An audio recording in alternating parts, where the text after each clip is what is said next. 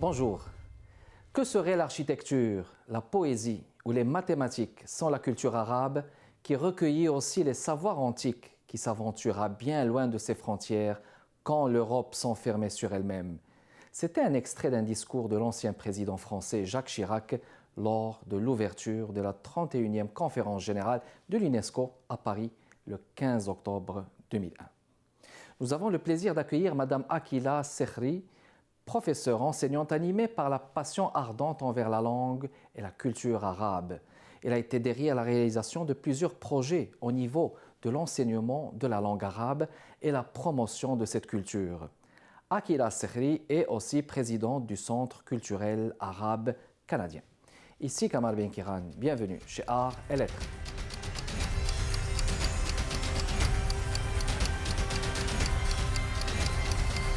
Akila, bonjour. Bonjour Kamel. Je suis très heureux de vous accueillir, enseignante et présidente du Centre culturel arabo-canadien. On va parler de ça en détail, mais d'abord j'aimerais vous poser la question préliminaire, cette passion qui vous anime justement sur l'enseignement de la langue et de la culture arabe. C'est quoi le secret justement de cet intérêt ? Tout d'abord, je vous remercie Kamel de m'avoir invité. J'en suis certain qu'on va me passer et on va partager d'agréables moments. Tout d'abord, je suis une personne en effet passionnée par les langues et les cultures. En général, pas juste la langue et la culture arabe. Moi, je pense que le fait qu'il y ait plusieurs langues, plusieurs cultures, est selon moi une richesse humaine. Moi, je vois la vie humaine comme un bouquet de fleurs où nous avons plusieurs roses.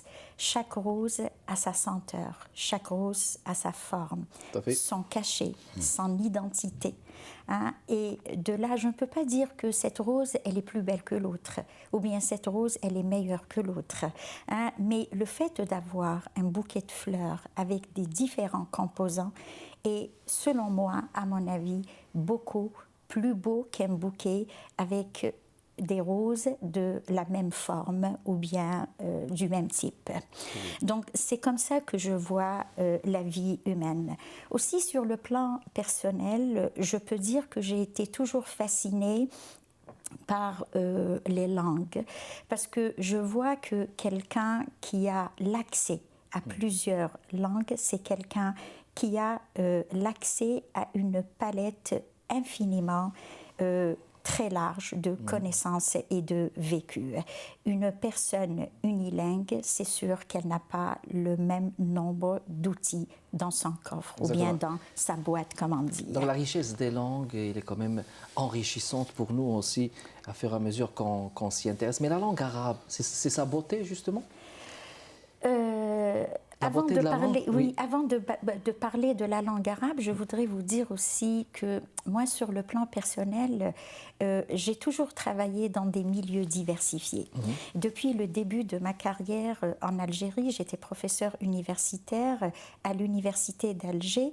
J'ai préféré travailler au département de traduction et d'interprétariat que de travailler, parce que j'étais enseignante à la faculté des lettres et des langues, mais j'ai préféré travailler dans le département de traduction et d'interprétariat que de travailler dans un département qui enseigne une seule langue. Les échanges que j'avais avec mes collègues à la salle des réunions, à la salle des profs ou ailleurs, quand j'échange avec un professeur d'italien, un professeur d'allemand, un professeur d'anglais, je voyais comment cette culture humaine est très riche. Donc c'est la pluralité, c'est la diversité, c'est l'échange fructueux. Arrivée ici au Canada, j'ai travaillé, je travaille encore à l'université de l'UQAM, à la faculté de communication, et je travaille aussi à la faculté des arts et des sciences à l'université de Montréal, dans des départements qui enseignent justement les langues et les cultures du monde. Et encore une fois, je me suis retrouvée dans votre élément. Exactement, dans ma zone de confort qui est basée sur cette diversité et cet échange. Mais ce que je veux vous dire, Madame Akila, justement, enseigner la langue arabe, je peux imaginer qu'enseigner toute langue, c'est peut-être grâce à sa beauté, ou peut-être juste pour faire dégager cette esthétique de beauté dans cette langue, mais peut-être aussi parce que vous êtes originaire d'un pays qui parle la langue arabe, la langue amazigh, n'est-ce pas? Oui, je suis d'origine maghrébine, algérienne.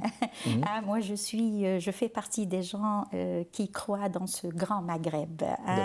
Donc, je suis d'origine algérienne et j'ai toujours été fascinée et intriguée depuis mon jeune âge par la langue. C'est pas juste par rapport à mon origine, par rapport à la langue arabe. Donc, j'étais fascinée, je le suis toujours, une langue qui est assez présente, imposante.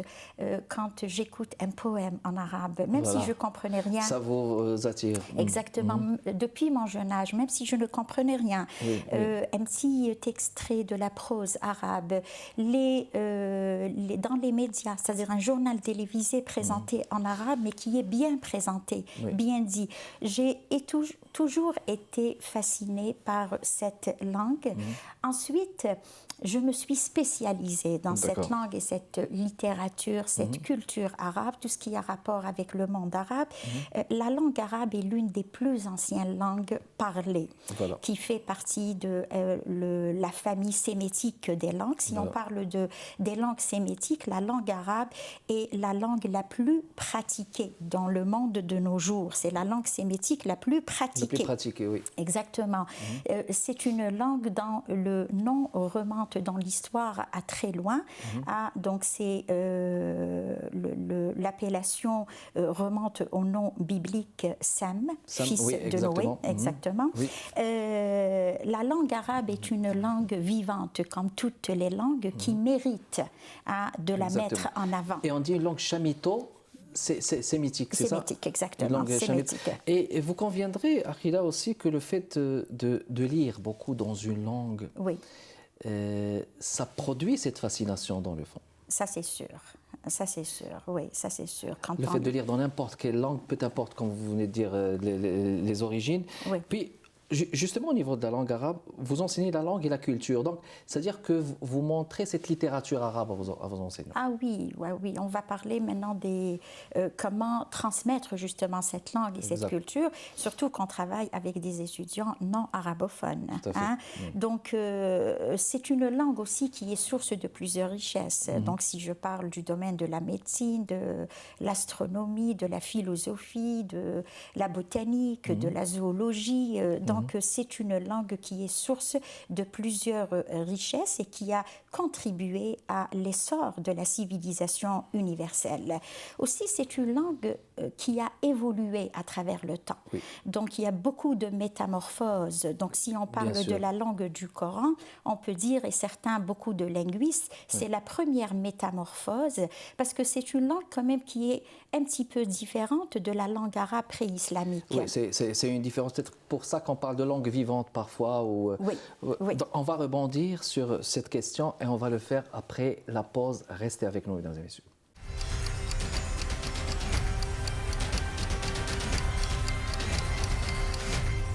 On est de retour avec vous, mesdames et messieurs, toujours dans le cadre de Art et Lettres avec notre invité Akhila Sekhri.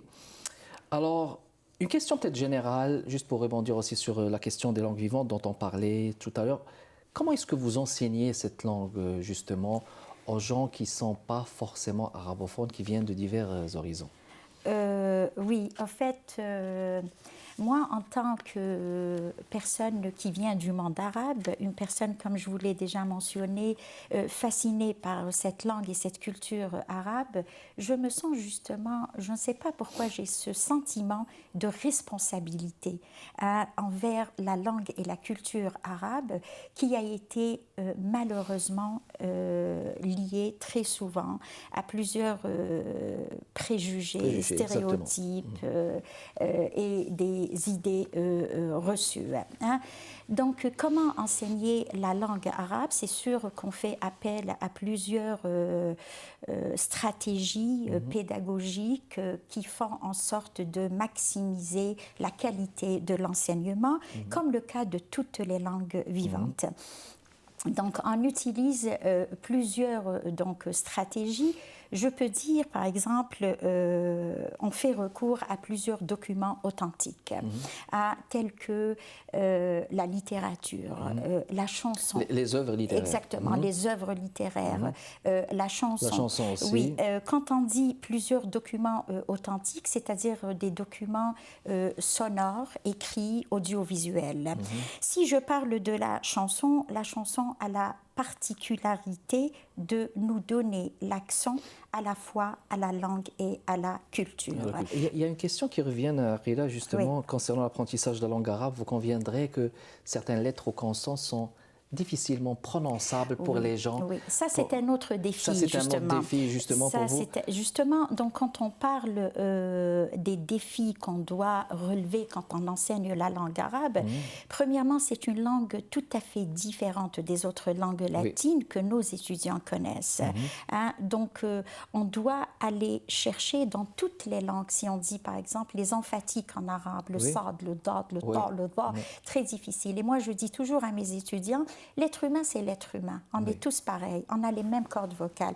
Sauf c'est comme une porte. Tu n'as pas l'habitude de l'ouvrir. Quand tu vas l'ouvrir pour la première fois, ça te donne un son bizarre un petit peu. Mais ça quand prend une habitude. Exactement. Donc, c'est une question de pratique. De pratique tout le temps. Exactement. Et puis, donc, si on parle des outils de travail, comment on enseigne la langue, donc aussi, nous avons une plateforme très, très importante dans l'enseignement de la langue arabe, qui est le cinéma, par exemple. Donc, faire montrer quelques extraits de films à nos étudiants, donc ça leur permet justement de reconnaître ou bien d'apprendre cette langue dans son contexte socio-culturel. Mais permettez-moi justement de revenir justement à cette question des stigmatisations, des préjugés qui sont naturellement liés à ce qu'on voit dans le monde, le contexte d'une stigmatisation d'une certaine peut-être culture, on va le dire comme ça, arabo-musulmane, à cause des guerres qu'on voit, le terrorisme. Est-ce qu'il vous est arrivé d'avoir, par exemple, des étudiants qui ont des résistances, des étudiants qui ne sont pas arabophones, mais qui portent des préjugés, justement, qui viennent avec des préjugés? Comment vous faites pour les contrer? Peut-être les premières séances. L'étudiant, il ne te dit rien. Il ne te dit rien, mais il est là, donc, à t'écouter. Et puis, croyez-moi, ce sont des étudiants qui prennent le niveau 1, le niveau 2, le niveau 3, le niveau 4. Oui, mais c'est des étudiants qui commencent par le niveau élémentaire. Il est là, il te dit, écoutez, moi, je finis mon bac, j'ai besoin de compléter le nombre de crédits par un cours complémentaire, donc je viens prendre un cours d'arabe. Et puis le reste, juste par curiosité. Le reste, je ne vais pas entendre parler. Et je m'en vais, exactement. Un autre étudiant qui te dit oh, c'est par défi parce que j'ai entendu que c'est une langue qui est très difficile, justement. Et croyez-moi, Kamel, ce sont des étudiants qui continuent à prendre tous les niveaux qu'on donne dans les universités à l'UQAM et à Montréal, dans les universités que j'enseigne. De 1 à 5, il y a 5 niveaux? 4 niveaux. Et une fois qu'il a fini ses cours, tous les niveaux, il te court après pour te dire est-ce qu'il y a des cours privés qui se donnent. Donc, c'est des étudiants qui tombent en amour de la langue arabe. Et là, c'est un gage de réussite. Exactement, c'est une satisfaction. Exactement, vous avez réussi à les rapprocher de cette langue, à leur faire aimer la langue arabe. Tout à votre honneur, il faut le dire. Et en même temps, Kamel, des enseignants qui se disent ah, moi, le fait que je suis d'origine arabe, le fait d'avoir des connaissances en arabe, je peux enseigner la langue et la culture arabe au sein des universités.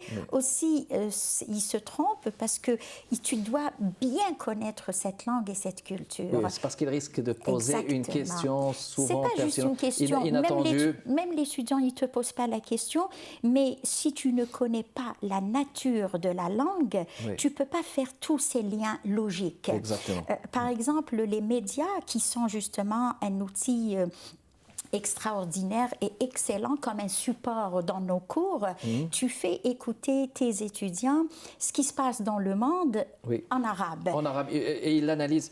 On va faire une pause et on va retourner sur ça. Restez avec nous, mesdames et messieurs.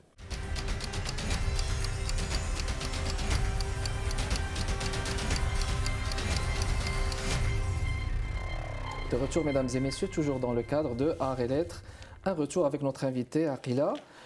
C'est un débat passionné. On parlait de ces défis Je ne voulais pas vous couper, je vous laisse continuer. Hein. Oui, comme je vous disais, Kamel, donc le premier défi, il est pédagogique. Le deuxième défi, vous l'avez mentionné tout à l'heure, c'est la nature de la langue arabe. Donc un système phonétique qui est quand même plus ou moins différent. Des plus difficiles du monde on peut le dire comme ça? Non, pas difficile. Pas difficile, parce que moi, quand je vois mes collègues qui enseignent le chinois, le japonais, croyez-moi, c'est beaucoup oriental, plus difficile. Oui, exactement, vous avez raison. Oui. Donc, comme je disais tout à l'heure, par exemple, un étudiant qui écoute un journal télévisé ou bien une actualité en arabe, c'est sûr que vous allez me dire, mais il ne va rien comprendre. S'il va écouter le Jazeera, il ne va rien comprendre.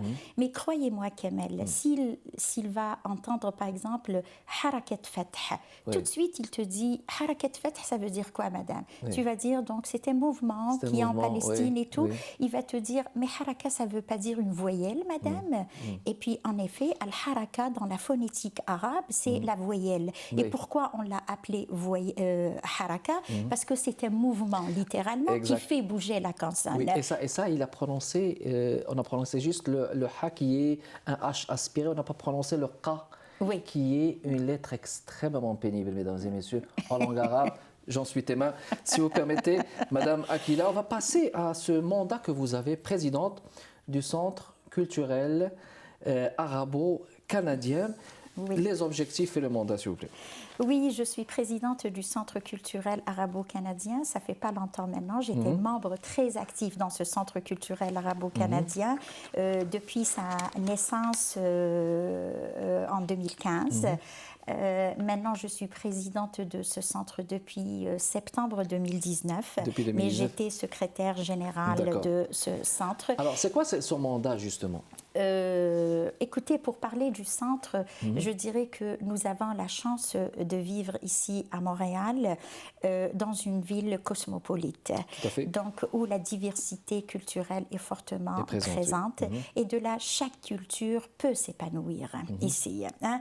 Et dans ce vecteur de la diversité, de l'interculturalité, de cet échange, donc œuvre le Centre culturel arabo-canadien. Le Centre culturel arabo-canadien est convaincu, et c'est mes convictions, d'ailleurs c'est pour ça que je suis très active avec eux, il est animé d'une conviction que la culture arabe, dotée de ce riche patrimoine, n'a pu atteindre son apogée que lorsqu'elle s'est mélangée avec les autres cultures. Donc c'est un centre qui a une approche aussi envers le volet interculturel. Exactement, exactement. Mais quand on parle de volet interculturel, juste permettez-moi de continuer à ce niveau, quand on parle de volet interculturel, est-ce au niveau aussi de tous les pays orientaux, parce qu'on n'oublie pas que la Perse, l'Iran aussi, ils ont beaucoup contribué avec la langue arabe, mais quand on parle d'interculturel, c'est au niveau de toute la diversité culturelle du Québec, est-ce bien ça? C'est ça. Oui, c'est ça, toute la diversité culturelle. Quand on dit Centre culturel arabo-canadien, donc c'est tout le monde arabe avec cette diversité justement culturelle qui remonte à très très loin. C'est sûr que pour le moment, Kamel, on se concentre, ou bien on est concentré sur tout ce qui est écrit en arabe, en expression arabe. Mais le centre, il est en pleine expansion. Donc, on est ouvert à toutes sortes de suggestions. Donc, la personne qui a des idées, qui veut travailler, on travaille tous bénévolement dans ce centre. Donc, ce sont des personnes, donc je leur dis bienvenue au centre. Des activités sur l'éducation, la littérature, le roman, la poésie, j'en ai vu. J'ai été témoin plus ou moins de la calligraphie aussi, la calligraphie, qui est une activité très populaire au niveau, surtout des étudiants universitaires qui sont fascinés justement. Et croyez-moi, Kamel, après une activité ou bien un atelier de calligraphie, l'étudiant décide justement de s'inscrire dans un cours d'arabe. Grâce à ce trait magique. Exactement, ce trait magique, cette architecture harmonieuse, donc qui est devenue un art à part entière après. Très bien. Alors, donc c'est une programmation annuelle, on peut le dire comme ça? Oui, ou bien une programmation annuelle, et on est très actif au sein des universités québécoises. Au sein des universités, oui, donc c'est-à-dire, comme je vous ai dit, quand on enseigne la langue et la culture arabe, on l'enseigne à travers le cinéma, à travers la chanson, à travers la musique. Donc, on fait exactement. Donc, il y a toujours des intervenants, donc des gens qui viennent bénévolement intervenir dans nos universités, des cinéastes, des réalisateurs qui parlent du cinéma, qui parlent... qui sont spécialistes dans leur domaine. Exactement. Parce que si tu parles, par exemple, de la culture arabe, en évoquant Taha Hussein, qui est le rénovateur de la littérature arabe, en même temps, tu parles d'un film qui est L'Appel du Kourli, Dua al-Karawan. Oui, qui est exactement, connu. Dans plusieurs ouvrages qui ont été adaptés en films cinématographiques. Si tu parles, par exemple, dans le volet musical de Souad Massi, qui est une chanteuse jeune, contemporaine, qui vit en France, exactement, qui a un très bel album qui est intitulé Les Orateurs, Al-Mutakallimun, et elle a été chercher justement la poésie de l'âge d'or des Arabes, Mar'ul Qais al-Mutanabbi. Donc, et de là, l'étudiant, il est devant des présentations, des interventions de oud, d'une littérature connue. Mais j'aimerais savoir qu'est-ce qui vous reste à réaliser ou qu'est-ce que vous souhaitez réaliser qui n'a pas été encore fait. Beaucoup de choses, par exemple. On va les prendre. Par exemple, on voulait réaliser un projet qui est toujours en cours, en étude, qui est le prix du Centre culturel arabo-canadien, c'est-à-dire c'est un prix qui est dédié à un ouvrage qui est jugé exactement un ouvrage de littérature ou n'importe quel. Ou n'importe dans quel domaine artistique, mais la condition, c'est que l'auteur doit vivre ici au Québec, d'origine qui doit résider. Exactement, canadien ou bien canadien. Aussi, nous avons un projet qui est en cours, qui va être une première au Canada, rassembler toutes les associations ou bien les groupes qui justement présentent la musique arabo-andalouse, cette musique savante qui est très présente au Maghreb. Juste parce qu'il ne reste plus de temps, j'aimerais juste savoir, les gens qui aimeraient vous contacter, vous avez une page Facebook? Il y a une page Facebook du Centre culturel arabo-canadien. Centre culturel arabo-canadien, comme ça s'écrit, une page Facebook. Dernière question, Akhila, votre message aux artistes arabes au Québec, on va dire. Écoutez, Kamel, si je parle des artistes arabes, moi je me dis, on est tous artistes dans ce qu'on fait. Donc, un journaliste, il est artiste. Un enseignant, il est artiste. Il y a l'art de l'enseignement. Donc, moi, mon message, travailler convenablement et avec passion.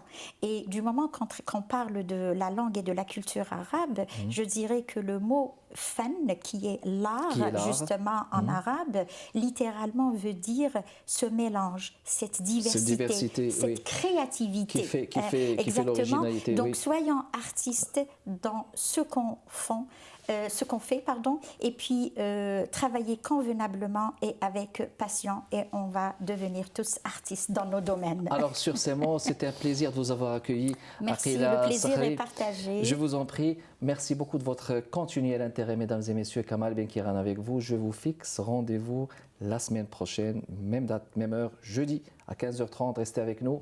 Au revoir.